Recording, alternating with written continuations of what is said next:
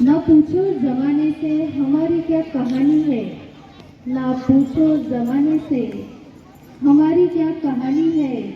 हमारी पहचान तो बस इतनी है कि हम सब हिंदुस्तानी हैं, कि हम सब हिंदुस्तानी हैं। भारत हा देश अनेक सण आणि उत्सवांनी नटलेला आहे, सजलेला आहे। परंतु आज सर्व भारतीय उत्सवात आजचा दिवस खास आहे, कारण आजचा उत्सव आहे 3 रंगांचा, उत्सव आहे स्वातंत्र्याचा, उत्सव आहे त्यागाचा, उत्सव आहे बलिदानाचा। आज भारतीय स्वातंत्र्याचा 77वा वर्धापन दिन व 78वा स्वातंत्र्य दिन। आजच्या या शुभ दिनी प्रथम तुम्हा सर्वांना स्वातंत्र्य दिनाच्या हार्दिक शुभेच्छा। 15 ऑगस्ट हा आपण स्वातंत्र्य दिन म्हणून साजरा करतो, कारण आजच्या दिवशी पारतंत्र्यात असणारी आपली ही जी भारत माता आहे, या भारत मातेचे ब्रिटिशांच्या गुलामगिरीतून आपल्या भारतीयांनी सुटका केली आणि स्वातंत्र्य मिळवलं।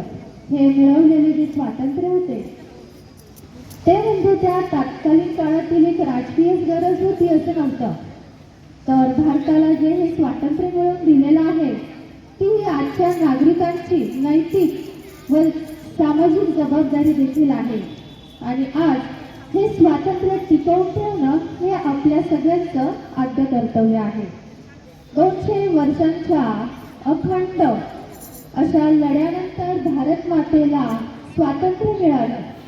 या 200 वर्षाच्या कालखंडात आपले अनेक असे पूर्वज होते की त्यांनी लढा दिला आणि लढा दिल्यानंतर या स्वातंत्र्याला आपण मिळवलेलं आहे। हे स्वातंत्र्य मिळवण्याच्या आधी लढाही त्यांनी दिला आणि पारतंत्र्यात भारत असताना ते मरण पावले। पण आपण किती भाग्यवान आहोत, कारण आज या स्वतंत्र भारताचे आपण नागरिक आहोत। भारताला स्वातंत्र्य मिळवून देण्यासाठी महात्मा गांधी, लोकमान्य टिळक, भगतसिंग, राजगुरू, सुखदेव, त्याचबरोबर स्वातंत्र्यवीर सावरकर ही जी यादी आहे ही न संपणारी आहे। अशी हजारो लाखो नावं आहेत की जे आपल्याला माहिती देखील नाही। यांनी आपल्या सर्वस्वाचा त्याग केला आणि त्यांच्या या बलिदानाने आज आपण स्वतंत्र भारतामध्ये श्वास घेत आहोत आणि आपल्याला त्याचा सार्थ अभिमान असायला हवा। त्याचबरोबर आपण स्वतंत्र भारताचे एक नागरिक नाही तर अशा एका महान जनसमुदायाचा हिस्सा आहोत, जो जगात सर्वात मोठा लोकशाही असणारा जनसमुदाय म्हणून ओळखला जातो। याची जाणीव देखील असणं तेवढंच गरजेचे आहे।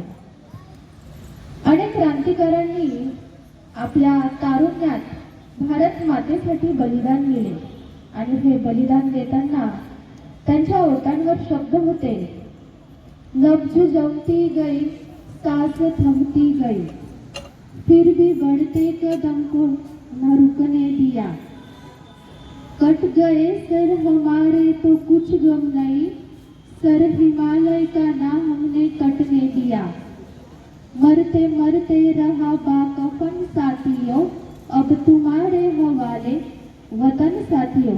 विद्यार्थी मित्र हो, या देशाचे तुम्ही भावी नागरिक आहात। आजचे जे हे भावी नागरिक आहेत ही मातृभूमी तुमच्या हातात आहे। आज या देशाचे स्वातंत्र्य टिकवण्याची गरज आहे। स्वतंत्र भारताला आजही काही नवीन आव्हानं आहेत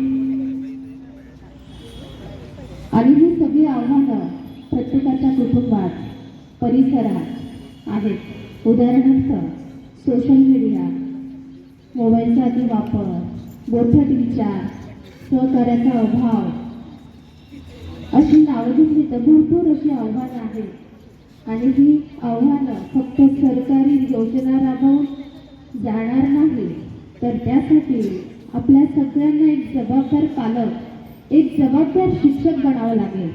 तेव्हा आपण एक सशक्त आणि आत्मनिर्भर भारताची निर्मिती करू शकू। भारतासाठी भावी व सुजाण असे नागरिक तयार करण्यात यशस्वी होऊ. खरं तर चांद्रयान मोहीम, क्रिकेटचा वर्ल्ड कप, कोविड काळातील भारताने लस शोधून काढलेली कामगिरी, ह्या ज्या अशा अभिमानास्पद असणाऱ्या गोष्टी आहेत, याचे व्हॉट्सॲपवर स्टेटस ठेवणं, रील शेअर करणं म्हणजे राष्ट्रभक्ती नाही, तर भारताला महासत्ताक बनवण्यासाठी प्रयत्न करणं म्हणजे खरी राष्ट्रभक्ती.